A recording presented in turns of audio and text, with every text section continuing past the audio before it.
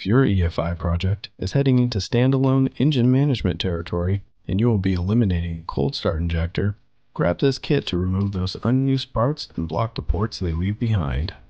The kit consists of a block plate, gasket, plug-in washer, and new mounting hardware for the plate.